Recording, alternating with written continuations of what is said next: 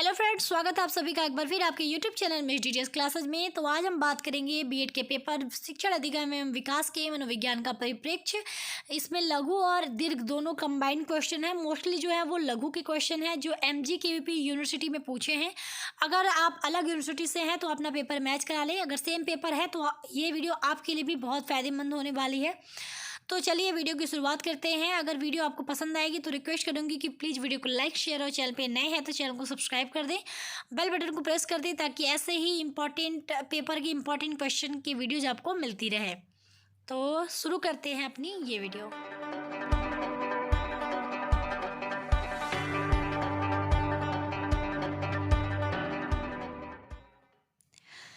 तो यहाँ पे जो प्रश्न है वो जो मैं पढ़ के बता देती हूँ कि शिक्षण के स्तर से आप क्या समझते हैं। शिक्षण के किन्हीं दो स्तरों को उदाहरण की सहायता से स्पष्ट करें। ये अभी लेटेस्ट 2022 के दीर्घ में पूछा था, इसलिए मैंने इसको यहाँ पे दीर्घ में रखा हुआ है क्योंकि मोस्टली जो क्वेश्चन है वो लघु उत्तरी के पूछे हैं प्रीवियस ईयर में, लेकिन ये क्वेश्चन दीर्घ में भी लेटेस्ट पूछा था तो मुझे लगा इसको साथ में इंक्लूड कर देते हैं। हो सकेगा तो इन फ्यूचर में अलग से एक दीर्घ वाले के लिए और डिटेल में आंसर जो है आपके साथ शेयर करूँगी। लेकिन अगर फिर भी आप जो मैंने यहाँ पे कराया अगर आप उतना भी कर लेते हैं तो आप लॉन्ग के क्वेश्चन भी इजीली कर लेंगे अगर थोड़ा बहुत भी आप अगर समझ जाते हैं इसको। तो और क्वेश्चन देख लीजिए किस तरह से पूछ सकता है। तो स्मृति बोध एवं चिंतन स्तर के बारे में संक्षिप्त टिप्पणी कीजिए। लघु में कुछ इस तरह भी पूछ सकता है, या पूछ सकता है शिक्षण के स्तर के बारे में बताइए, या पूछ सकता है शिक्षण के चिंतनशील स्तर से आप क्या समझते हैं, और ये आपके MGKVP के लघु में 2020 में पूछा है। या पूछ सकता है स्मृति स्तर के शिक्षण और समझ स्तर के शिक्षण के अंतरों को उदाहरणों से स्पष्ट कीजिए। ये भी आपके लघु में MGKVP के 2019 में पूछा है। या है स्मृति स्तर के शिक्षण को उदाहरण की सहायता से समझाइए, और ये आपके लघु के 2018 में पूछा है MGKVP में। और या पूछ सकता है स्मृति स्तर तथा चिंतन स्तर के शिक्षण के मुख्य अंतर बताइए, और ये आपका लघु 2017 में पूछा है MGKVP यूनिवर्सिटी में। तो आई होप कि आपको कोई डाउट नहीं होगा। मोस्ट ऑफ द क्वेश्चन जो है वो आपके लघु में ही पूछे हैं। एक क्वेश्चन जो है वो दीर्घ का है, वो लेटेस्ट था इसलिए मैंने उसको यहाँ पे इन्वॉल्व कर लिया है क्वेश्चन के अंदर। तो अब हम बात करते हैं उत्तर की। तो शिक्षण के स्तर, क्योंकि आपको बहुत ज़्यादा डिटेल में नहीं जाना है, अगर थोड़ा बहुत समझ लेते हैं तो आप दीर्घ में भी आता है तो आप कर सकते हैं। ठीक है, मैंने ये कहा जरूरत पड़ेगी तो मैं दीर्घ के लिए और डिटेल में ज़रूर जाऊँगी, लेकिन फ़िलहाल अभी जो है उसके लिए बात करते हैं। तो शिक्षण के स्तर में आप लिखेंगे कि शिक्षण के स्तर वह आधार हैं जिनके माध्यम से छात्रों का बौद्धिक विकास किया जाता है। इसमें छात्रों का क्रमबद्ध तरीके से बौद्धिक विकास किया जाता है। छात्रों का बौद्धिक, मानसिक एवं शारीरिक तीनों पक्षों का विकास करने हेतु शिक्षण की आवश्यकता पड़ती है। यानी देखिए शिक्षण का स्तर क्या है, यानी जो टीचर हमें पढ़ाता है, शिक्षण देता है, तो शिक्षण जो है वो क्या है, एक जरिया है क्या करने का। यानी टीचर जो हमें पढ़ाता है, शिक्षण करता है, वो शिक्षण का उद्देश्य क्या है, वो शिक्षण किस चीज़ का माध्यम है, ताकि बच्चों को शिक्षण देके बच्चों का क्या किया जाए, उनका बौद्धिक विकास किया जाए। और जब बौद्धिक विकास होगा तो मानसिक विकास होगा और शारीरिक विकास भी होगा। अगर बच्चों को एजुकेशन मिलता है तो उससे बच्चों का हर पक्ष का विकास होता है। तो वही चीज़ यहाँ पे कहा गया है कि शिक्षण की आवश्यकता हमें किस छात्रों के बौद्धिक विकास में भी पड़ती है, मानसिक विकास में पड़ती है और शारीरिक, यानी तीनों पक्षों का विकास करने हेतु शिक्षण जो है वो काफ़ी ज़रूरी होता है। और शिक्षण से ऐसा नहीं कि बच्चों को अचानक अब बहुत ज़्यादा लेवल का चीज़ बता देंगे तो बच्चा बहुत जल्दी उस चीज़ को बहुत अच्छे से समझ जाएगा, बच्चे का माइंड बहुत ज़्यादा अच्छा तेज हो गया, बौद्धिक विकास बहुत तेज हो गया, ऐसा कुछ भी नहीं होता है। एक क्रमबद्ध तरीके से जो है छात्रों का बौद्धिक विकास किया जाता है। ठीक, ये चीज़ आपको समझ में आई कि अध्यापक जैसे हम LKG से हम कॉलेज यूनिवर्सिटी तक जाते हैं तो ऐसा नहीं कि हम सीधे LKG से यूनिवर्सिटी में चले गए, ऐसा नहीं होता है। एक क्रमबद्ध तरीके से हमको पढ़ना होता है। हाँ, शिक्षण हमको एक क्रमबद्ध तरीके से मिलती है ताकि हम चीज़ों को क्रमबद्ध तरीके से सीखते सीखते सरल यानी आसान भाषा से या आसान चीज़ों से जटिल चीज़ों की तरफ बढ़े, कठिन चीज़ों को समझने की कोशिश करें। ये होता है शिक्षण का एक तरीका। आगे आपका है कि शिक्षण के स्तर को तीन भागों में विभाजित किया गया है। पहला स्मृति स्तर, दूसरा बोध स्तर या समझ स्तर, तीसरा चिंतन स्तर। ठीक है, यानी शिक्षण को हम 3 स्तर में लेवल में बांट सकते हैं। वो 3 लेवल आपको मैंने बता दिए। आप उसको कुछ इस तरह पिरामिड की सहायता से स्ट्रक्चर वाइज आप समझा दीजिएगा, क्योंकि देखिए कभी भी आप आंसर लिखते हैं अगर आप फिगर यूज करते हैं तो एग्जामिनर के ऊपर काफ़ी अच्छा प्रभाव उसका पड़ता है, इम्पैक्ट बहुत अच्छा पड़ता है। तो इस तरह से आप लिख दीजिएगा स्मृति स्तर, बोध स्तर और चिंतन स्तर। तो इस सबसे नीचे होगा स्मृति स्तर, फिर होगा आपका बोध स्तर और सबसे ऊपर लेवल पे होगा चिंतन स्तर। क्योंकि बच्चा एलकेजी का बच्चा चिंतन करने नहीं लगता, वो चीज़ों को केवल याद करेगा, फिर बोध करेगा यानी समझना शुरू करता है, फिर वो किसी चीज़ के बारे में चिंतन करता है। इसी तरह सीक्वेंस चलता है ना सीखने का। अब हम बात करते हैं तीनों स्तर की, यानी शिक्षण जो है हम शिक्षण यानी जो हमको पढ़ाया जा रहा है, सिखाया जा रहा है, उस यानी शिक्षण के स्तर में हमारा जो सबसे पहला हो गया स्मृति स्तर। तो स्मृति स्तर क्या है कि स्मृति एक मानसिक प्रक्रिया है जो प्रत्येक प्राणी में किसी न किसी मात्रा में पाई जाती है। वस्तुतः जब व्यक्ति किसी वस्तु, पदार्थ, स्थान आदि को देखता है तो उन सब की प्रतिमा या चिन्ह उसके मस्तिष्क में बन जाते हैं। इन्हीं संचित चिन्हों अथवा पूर्व समय में सीखी हुई बातों को याद करना ही स्मृति कहलाती है। स्मृति का मतलब क्या? मेमोरी मतलब क्या? किसी चीज़ को याद करना। तो हम किसी चीज़ को जब याद करते हैं तो वो कहाँ से जुड़ा है? हमारे मानसिक रूप से जुड़ा है। तो यानी स्मृति क्या है? किसी चीज़ को याद करना क्या है? एक मानसिक प्रक्रिया है जो देखिए सभी बच्चों की स्मृति अलग अलग होती है, लेकिन होती सब में कुछ न कुछ मात्रा में ज़रूर। तो वही चीज़ यहाँ पे बताया गया कि प्रत्येक प्राणी में किसी न किसी मात्रा में ये होती ही है। अब जैसे अगर कोई व्यक्ति, जैसे हम ही गए कहीं पर या किसी वस्तु से मिले, किसी पदार्थ को हमने देख लिया, तो हम उसको किस तरह मतलब जो भी चीज़ें हम देखते हैं हमारे माइंड में कहीं ना कहीं वो किसी न किसी रूप में स्टोर हो जाती है, चाहे वो प्रतिमा के रूप में हो, चाहे चिन्ह के रूप में हो, या किसी भी चीज़ मतलब किसी जो है किसी न किसी वो इमेज के रूप में या किसी न किसी रूप में वो हमारे दिमाग में घर बनाती है, एक स्थान ग्रहण कर लेती है। बाद में अगर हम याद करने बैठते हैं कि हम यहाँ पर गए थे घूमने, तो हमने ये देखा था, अरे हमने वो देखा था, वो जगह ऐसी थी, वो जगह ऐसी थी, तो होता है ना, अरे यार हम गए उससे मिले थे तो उसने कुछ ये बात कही थी मुझसे, तो वो बाद में हम याद करने बैठते हैं तो वो सारी चीज़ें हमें याद हो जाती, मतलब याद आती हैं, चाहे वो जिस तरह हमने उसे याद किया हो, जिस भी तरह वो हमारे माइंड में स्टोर होता है वो हमें बाद में याद जो हम करते हैं। तो वही चीज़ जो है, वो जो प्रोसेस है किसी चीज़ को याद करना, चाहे वो किसी रूप में हमारे दिमाग में स्टोर होती है, वही क्या होती है? स्मृति होती है। यानी स्मृति मतलब मेमोरी, याद, एक याद करना ही हमारी क्या है? प्रक्रिया है, जिसको हम स्मृति कहते हैं। ठीक है। विशेषता में देखिए, शीघ्र अधिगम, स्थायित्व और पुनः स्मरण। यानी स्मृति स्तर की विशेषता क्या है कि ये बहुत जल्दी हम किसी चीज़ को सीख जाते हैं, जो है ये हमारे माइंड में टिका रहता है बहुत समय तक, स्थायित्व होता है, और इसे दोबारा से जो है पुनः हम याद कर सकते हैं। स्मृति स्तर की ये विशेषता होती है। बात करते हैं स्मृति के प्रकार की। तो स्मृति का वर्गीकरण निम्न प्रकार से किया जा सकता है, क्योंकि देखिए ये लघु उत्तरी प्रश्न है, मोस्टली मैंने लघु उत्तरी के क्वेश्चन को पिक किया है, तो बहुत ज़्यादा डिटेल में तो आप जाएंगे नहीं। तो जो जो पॉइंट है मैं वो केवल यहाँ पे बता देती हूँ।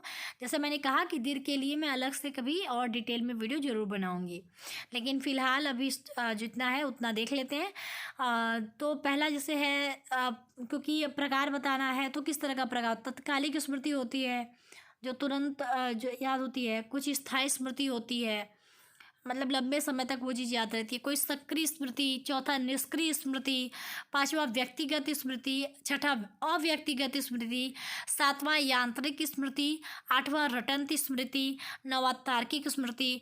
यानी स्मृति जो है किसी चीज़ को याद करना, जो हमारी मेमोरी है, स्मृति है, समझ है, मतलब सॉरी याद करने की प्रक्रिया है, वो कई तरह से हमारे माइंड में स्टोर हो सकती है। तो वही पूरे प्रकार यहाँ पे बताए गए हैं। ठीक है। बात करते हैं स्मृति स्तर के शिक्षण का उदाहरण, क्योंकि उदाहरण देखिए लघु में पूछा है, मोस्टली उदाहरण ही पूछा था। तो जब यहाँ पे लिखा गया है कि जब बच्चों को कोई कहानी सुनाई जाती है तो वे बिना उस कहानी के पात्रों की आकृति अपने मस्तिष्क में धारण कर लेता है, इसे ही समानता शिक्षण का स्मृति स्तर कहा जाता है। इसको देखिए इस तरह आप याद करें कि आप भी बचपन में चाहे दादी चाहे नानी आपको कहानियाँ सुनाती हैं, वो कहानियाँ हमारे माइंड में बरसों बरसों तक याद रहती हैं। हमें उस कहानियों का पूरा याद रहता है कि नानी किस तरह सुनाती थी या ये कहानी कुछ इस तरह थी। तो हमने उन पात्रों को कभी नहीं देखा, हमने उनको कभी नहीं जाना, लेकिन हमारे माइंड में उनकी एक अवधारणा, एक मतलब एक मस्तिष्क में एक आकृति उन पात्रों की हमने धारण कर ली है कि इस तरह की थी या इस तरह का रहा होगा। हमारे मस्तिष्क में एक रूपरेखा तो बनी जाती है। तो इससे ही हम क्या कह सकते हैं कि जब उसको हम बाद में याद ही तो करते हैं, सीख ही तो रहे हैं, तो इससे ही क्या कहते हैं, शिक्षण का स्मृति स्तर कहा जाता है। यही चीज़ कि जो हमारे माइंड में जब हमें कोई कहानी सुनाई जाती है तो हम उन पात्रों की आकृति बिना देखे जाने हम अपने माइंड में उनको जो है ग्रहण कर लेते हैं, एक अवधारणा बना लेते हैं उनके बारे में, एक रूपरेखा बना लेते हैं। इसे ही क्या कहा जाता है, शिक्षण की स्मृति स्तर। अब स्मृति स्तर के शिक्षण का प्रतिमान क्या क्या है, तो उद्देश्य, संरचना, सामाजिक प्रणाली, मूल्यांकन प्रणाली। ठीक है, तो प्रतिमान आपसे पूछा नहीं है लेकिन मुझे लगा यहाँ पे इन्वॉल्व कर देना चाहिए। तो ये आपके 4 प्रतिमान यहाँ मैंने लिखे हैं, आप इस तरह से अपना प्रतिमान लिख सकते हैं। अब बारी आती है बोध स्तर की। बोध स्तर में आप लिखेंगे, बोध स्तर का शिक्षण के स्तर का मध्य स्तर है। जैसे मैंने आपको तीनों स्तर बताया था कि बोध वाला क्या है, स्मृति स्तर के ऊपर का है स्तर है, और चिंतन स्तर के नीचे का स्तर है, तो ये मध्य स्तर ही हुआ। तो वही चीज़ यहाँ पे लिखा है।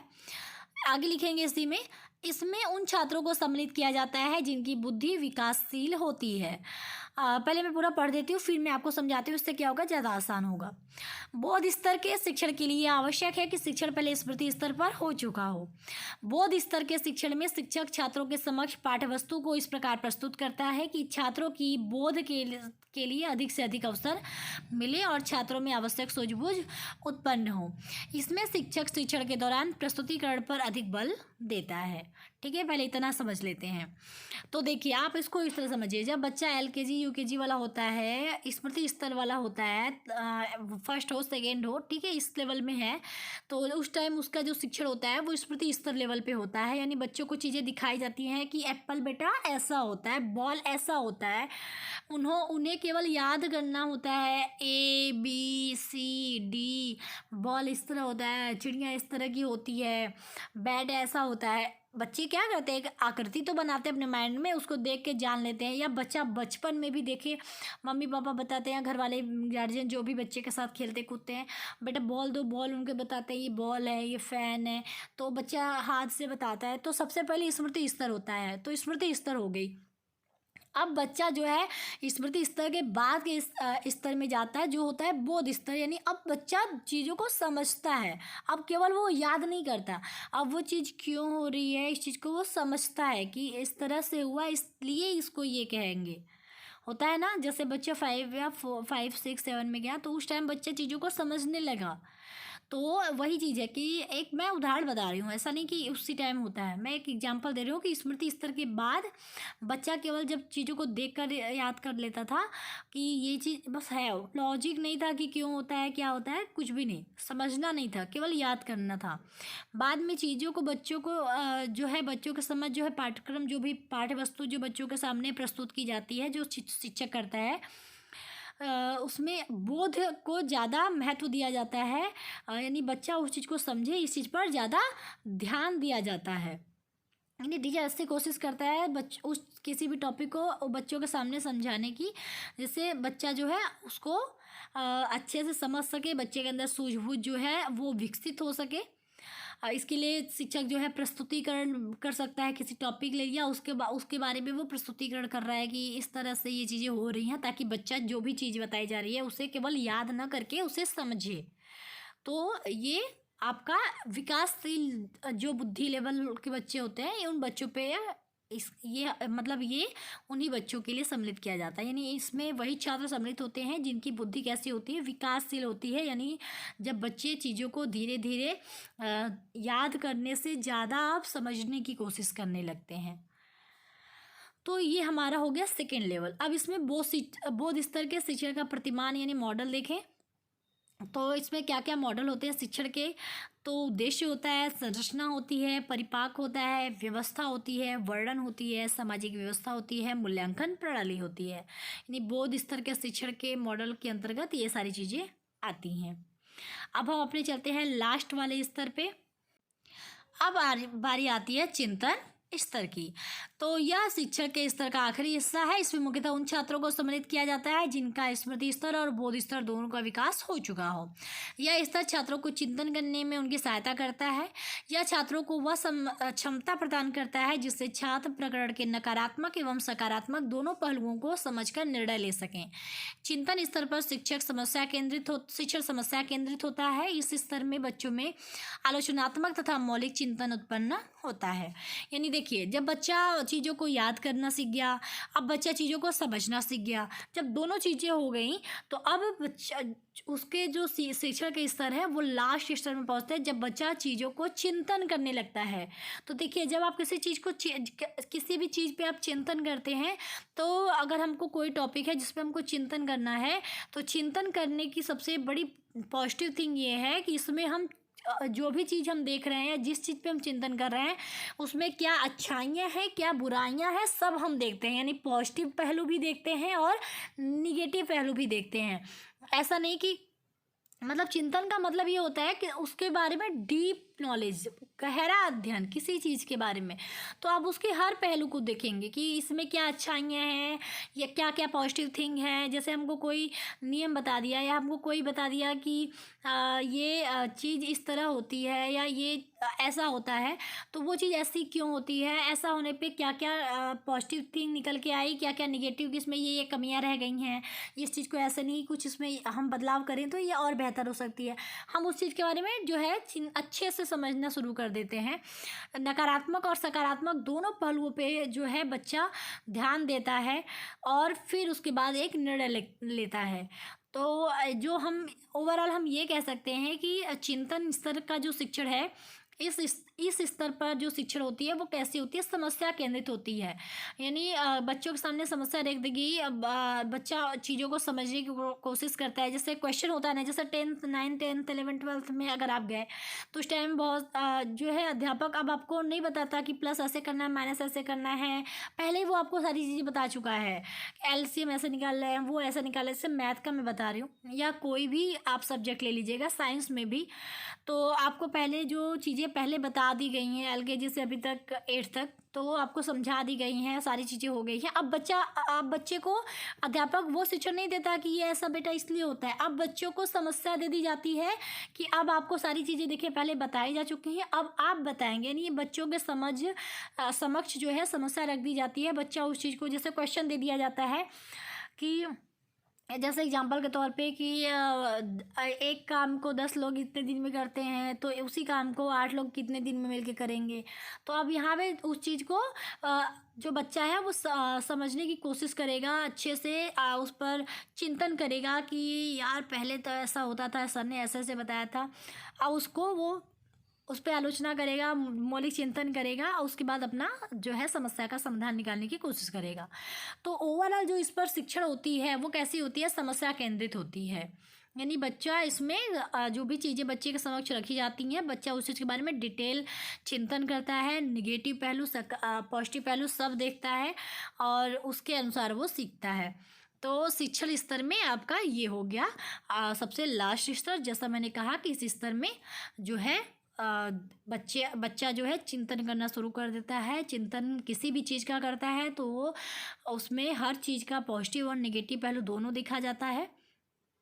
तो ये आपका जो है इस तरह का स्तर होता है कि इसमें बच्चा एक फाइनल डिसीजन लेता है किसी भी समस्या को देख के। अब बात करते हैं कि शिक्षा स्तर का शिक्षा का प्रतिमान क्या है। तो इसमें उद्देश्य, संरचना, सामाजिक प्रणाली, मूल्यांकन प्रणाली वगैरह आते हैं। अब हम बात कर लेते हैं इसकी विशेषताओं की कि चिंतन स्तर की आखिर विशेषता क्या क्या होती है। पहली विशेषता है कि छात्रों में समस्या समाधान की प्रवृत्ति का विकास करना। वही चीज़ जैसे कहा कि बच्चा समस्याओं को समाधान करने की कोशिश करता है, एक निर्णय लेता है उस पर, समस्याओं पर। दूसरा है बच्चे के आलोचनात्मक पक्ष का विकास करना। वही कि बच्चा जैसे हर पहलू पे नकारात्मक और सकारात्मक दोनों पहलुओं को देखता है, तो आलोचनात्मक पक्ष विकास होता है। मतलब किसी चीज़ के बारे में केवल अच्छा अच्छा नहीं बोलता, वो उस चीज़ के हर पहलू के बारे में बताता है, खुल के बताता है। तो तीसरा है बच्चों में मौलिक चिंतन का विकास करना इत्यादि। यानी बच्चा किसी चीज़ को डिटेल में जो है उस चीज़ के बारे में चिंतन करता है, मनन करता है, अच्छे से समझने की कोशिश करता है, समझाने की कोशिश करता है वगैरह। तो ये था आज का कंप्लीट वीडियो। कैसी लगी वीडियो बताइएगा, पसंद आएगी तो लाइक शेयर, चैनल को सब्सक्राइब कर दीजिएगा। मिलती हूँ नेक्स्ट वीडियो में, तब तक के लिए टेक केयर, बाय बाय, जय हिंद।